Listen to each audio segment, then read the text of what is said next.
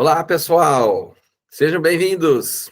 Eu sou Alexandre Pierezan, sou professor da UFMS, mestre e doutor em História Antiga e Medieval pela Universidade Federal Fluminense. Sou graduado em História e Direito. Hoje estou aqui para apresentar a vocês este livro intitulado Entre o Lamento dos Homens e o Saber Científico, a Verdade Censurada. É uma obra que eu tive a honra de organizar juntamente com outros colegas.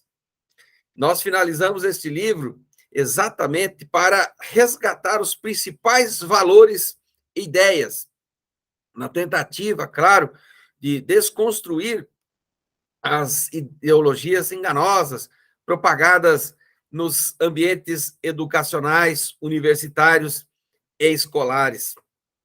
Um livro recém-publicado e que já está disponível para venda em diversos sites pelo Brasil. Foi um trabalho lento e gratificante. É um resultado dos esforços de 11 autores, cada um escrevendo sobre um tema diferente, que somados totalizam 325 páginas. Foram páginas preparadas com cuidado e dedicação para você, leitor. Várias mãos para criar um livro, com a finalidade de oferecer ao leitor ferramentas úteis à formação moral, ética, filosófica e política. Esta obra, portanto, preenche um vazio existente entre as reflexões teóricas conservadoras e traz aqui uma contribuição inédita para a formação de alunos e professores. Agradeço a todos os autores que dividiram essa árdua tarefa e a editora HBP por acreditarem nesse projeto, que vem sendo preparado há pelo menos um ano.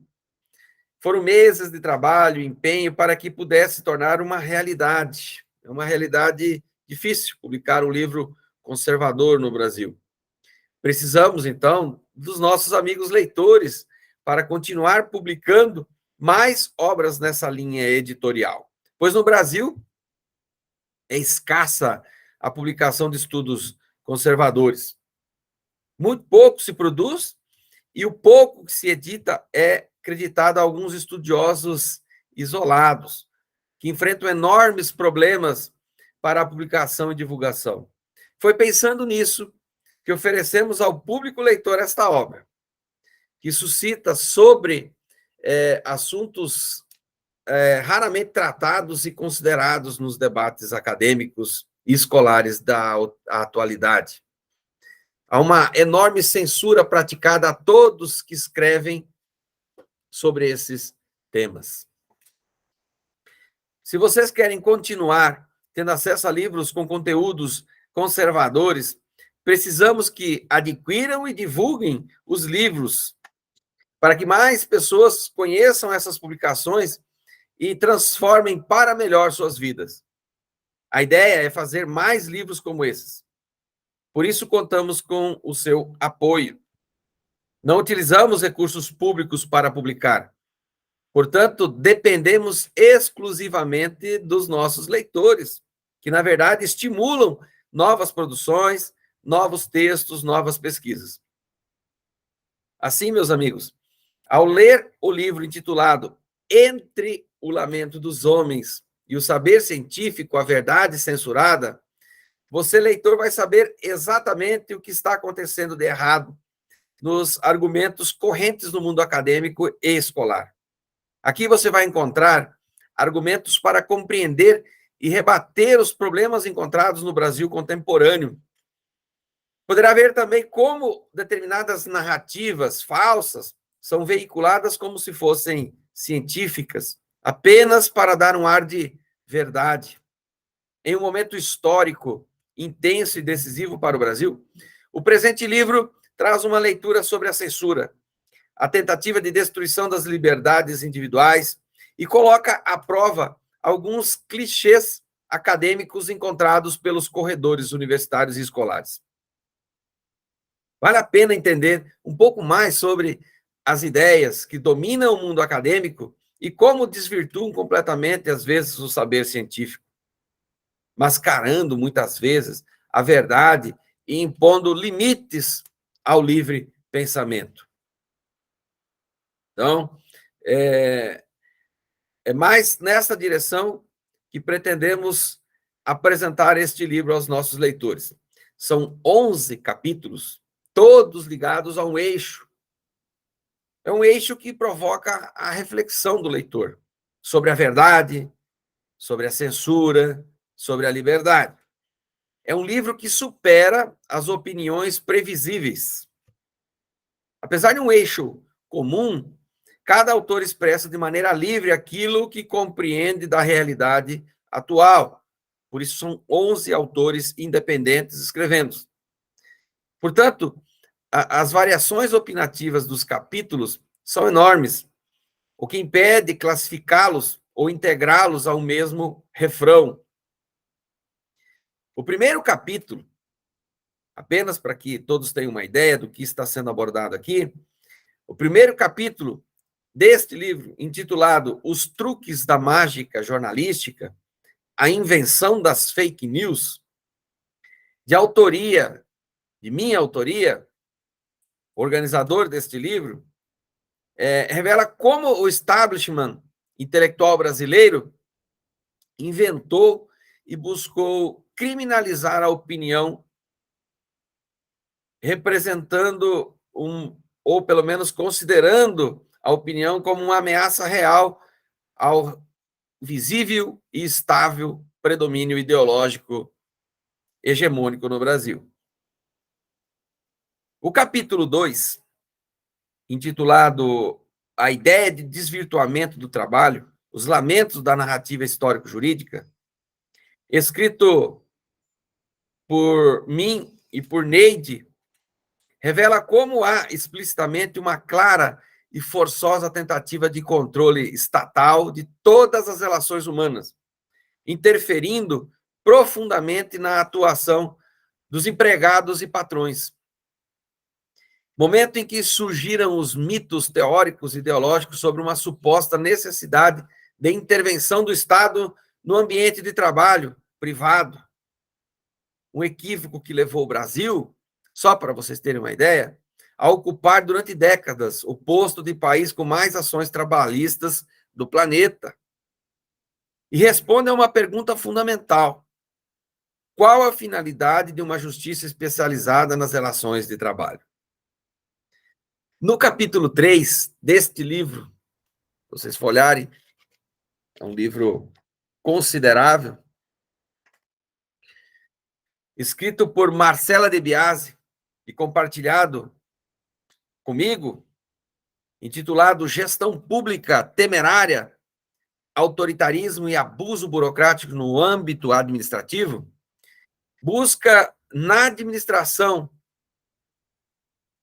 do antigo Império Romano alguns exemplos, alguns elementos para compreender o Estado brasileiro da atualidade, que está cada vez mais inchado, grande e fatigado, pois tem preservado antigos bloqueios ao dinamismo da atividade humana, e até mesmo bloqueios à própria vida humana.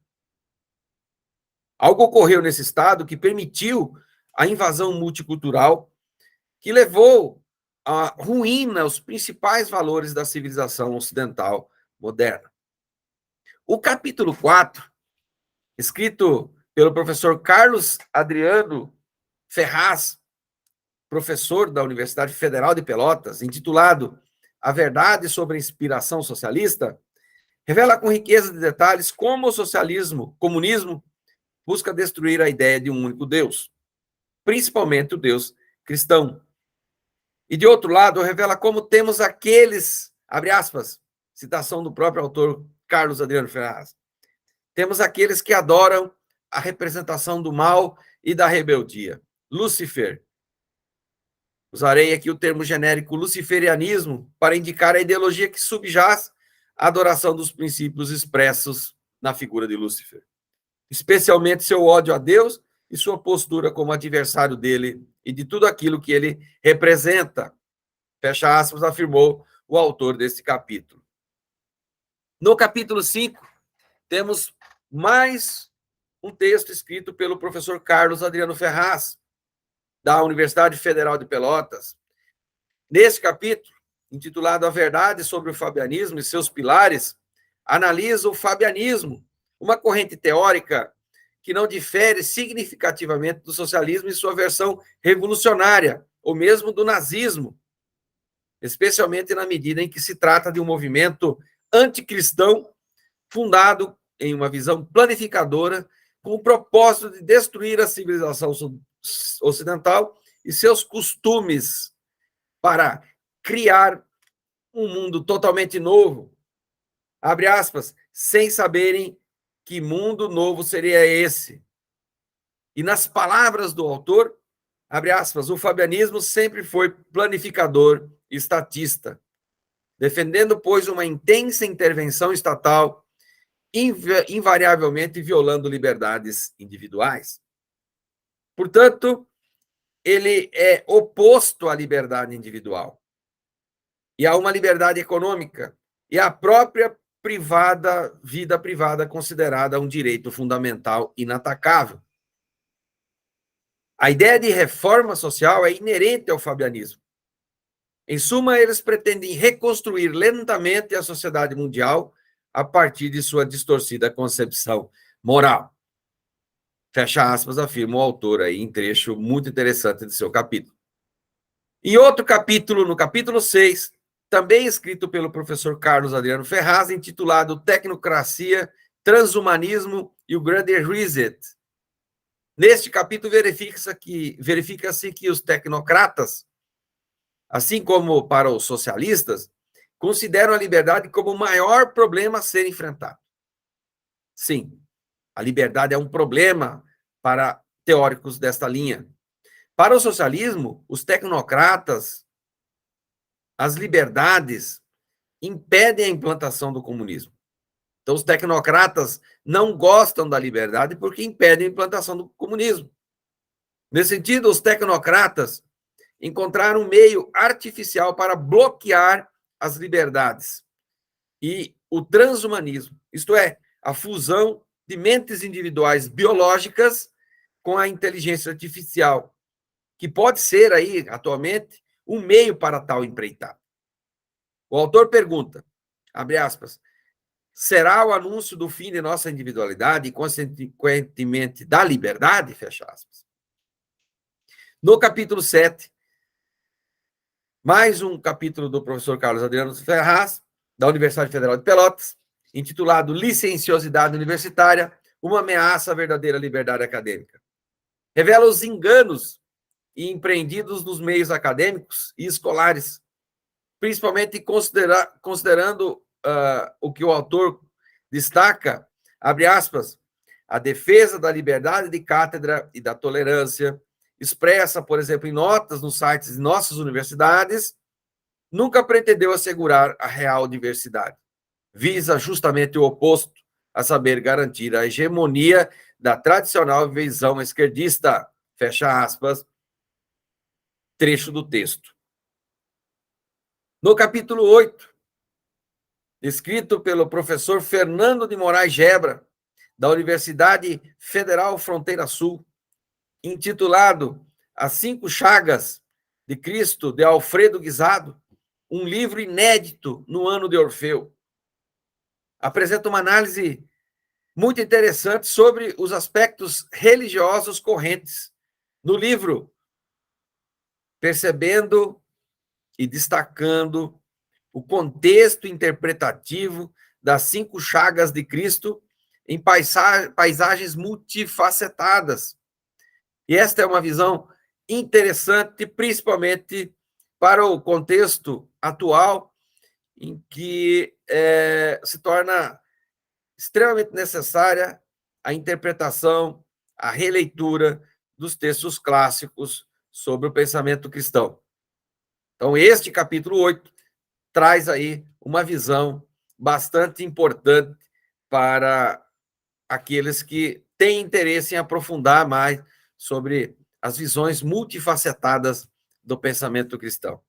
No capítulo 9, escrito por Bruno de Carvalho Modesto, professor do Instituto Chesterton, lá de Goiás, intitulado Conservadorismo e a Lei dos Homens. Neste capítulo, ele revela mais detidamente como seu fracasso, como ocorreu o fracasso do protestantismo de esquerda e a abertura para um predomínio liberal, que o autor também julga muitas vezes exagerado. Vale a pena ler esse estudo porque ele vai falar exatamente como funcionam os pensamentos e as divergências internas ao pensamento religioso entre as diferentes correntes do pensamento cristão, mostrando que havia sim um protestantismo de esquerda e ele foi superado. E é interessante observar aí como essas diferenças estão bem pontuadas neste capítulo. No outro capítulo, capítulo 10, escrito pelo professor Diogo Souza Magalhães, intitulado Religião e Desenvolvimento, a produção de capital social por organizações religiosas cristãs. Propõe análises ousadas sobre o aumento das possibilidades humanas no interior das religiões, com vistas à superação da pobreza, bem como à diminuição das necessidades básicas, com vistas a um projeto social de igreja cristã batista. E no último capítulo, capítulo 11, não menos importante,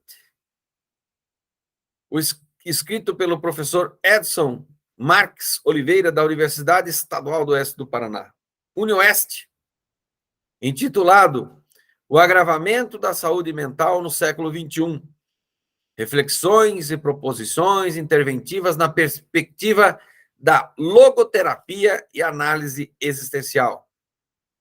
Neste capítulo, o autor apresenta propostas acadêmicas com a finalidade de prevenir o agravamento da saúde mental, muito corriqueira ao longo de todo o século XXI. Pois o autor traz dados alarmantes sobre os problemas emocionais vivenciados em toda a América Latina. E esse texto fornece e cria ferramentas para combater os sofrimentos causados por esse sentimento de tristeza, por esse agravamento da saúde mental e, mais especificamente, causados pela depressão.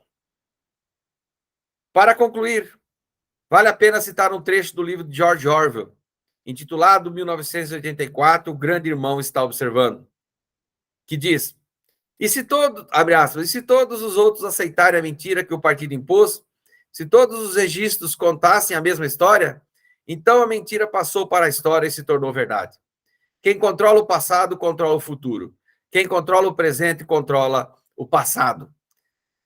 Fecha aspas. Nesse sentido, é preciso fazer um exame de consciência para saber quais as referências estamos utilizando para guiar nossas vidas, mais detidamente no campo da reflexão política.